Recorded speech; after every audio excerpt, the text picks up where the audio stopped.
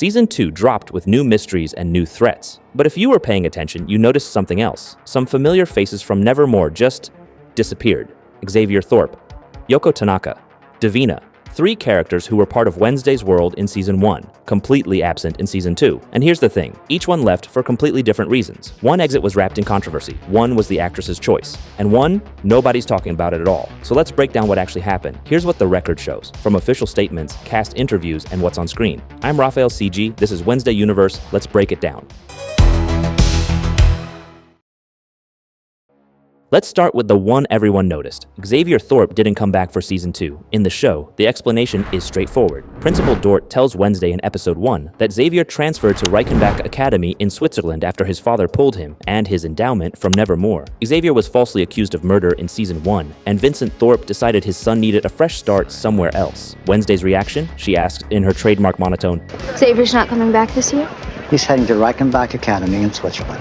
But behind the scenes, the timeline gets complicated. In early 2023, anonymous posts on X, formerly Twitter, alleged misconduct by Percy Hynes White. The posts were later deleted, no charges were filed, and no named accusers came forward publicly. In June 2023, Percy denied the claims, calling them misinformation in a statement on Instagram. He said his family and friends were being harassed because of it. Netflix never commented. When Season 2 casting was announced in May 2024, his name wasn't included. After the premiere, the creators told TV Line Xavier wouldn't return, that we'd seen the last of him. And here's what makes this different from a typical write-off. Xavier's absence wasn't just explained and forgotten. His psychic abilities stayed connected to the story. In Episode 1, Enid delivers a letter and painting from Xavier to Wednesday. He writes, I tried texting, but I guess you lost the phone I gave you.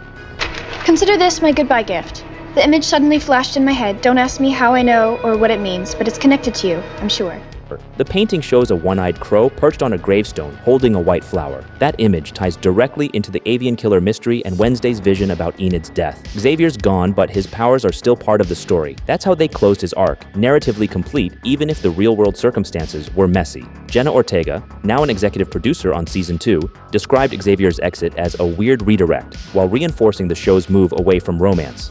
She'd been advocating for that since Season 1 wrapped, saying Wednesday being in a love triangle made no sense. So that's the Xavier situation. Complicated, but complete. What about you? Would you want Xavier back in Season 3? Drop it in the comments. So, now let's talk about Yoko Tanaka, because her exit is the complete opposite of Xavier's. Yoko was Enid's friend, a vampire, a member of the core Nevermore crew. But if you watch Season 1 closely, you notice something. Yoko spent most of her time in the background. She had a few lines here and there, but no real storyline, no arc, just there. When Netflix announced the Season 2 cast in May 2024, Naomi J. Ogawa, the actress who played Yoko, wasn't on the list. And here's the difference. She explained her exit herself. Naomi explained on Instagram, uncertain scheduling plus little progression for Yoko, so she stepped away from Season 2. Clean, transparent, and rare in this industry. She thanked the cast for creating such a wonderful atmosphere and said she was excited to watch Season 2 as a fan. Think about that for a second. This wasn't Netflix dropping an actor. This wasn't controversy. This was an actress recognizing her character wasn't going anywhere and making the decision herself. And honestly, that level of transparency is unusual. Most actors don't publicly explain their exits like this. Many fans were disappointed. Yoko was the only major vampire character at Nevermore, and there was potential there. She also had developing a friendship with Divina, another Siren student. Losing Yoko meant losing all of that. But here's the reality of ensemble shows. Not every character from Season 1 can carry into Season 2.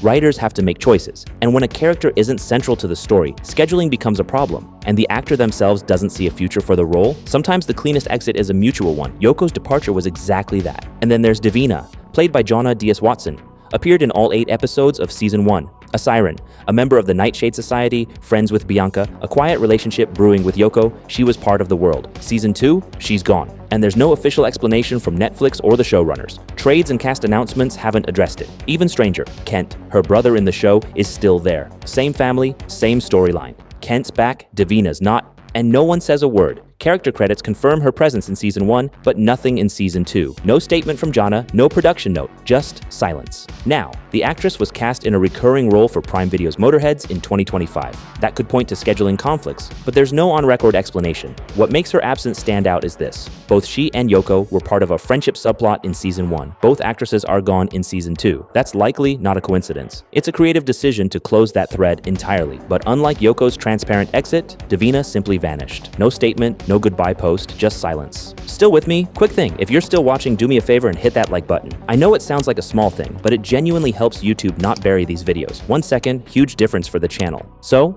why did all of this happen? It comes down to one thing. Season 2 recenters the Addams family and leans harder into horror while dialing down romance. That inevitably squeezes the student ensemble. Showrunners Miles Miller and Alfred Gough made a strategic decision to expand the Addams family's presence. They promoted Catherine Zeta-Jones, Luis Guzman, and Isaac Ordonez from guest stars to series regulars.